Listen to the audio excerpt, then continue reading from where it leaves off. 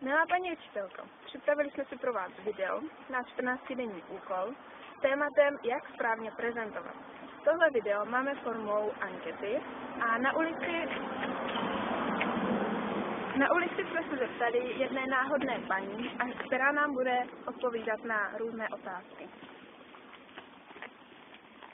Víte, jak správně prezentovat? No, měl by se srozumitelně a pomalý. Ano, to je správná odpověď. Víte, jak by mělo být minimálně velké písmo na prezentaci? No, aby bylo k přečtení. Ano, to je správná odpověď. Jsou v prezentaci lepší body, anebo svislý text? No, jsou lepší body, je to přehlednější.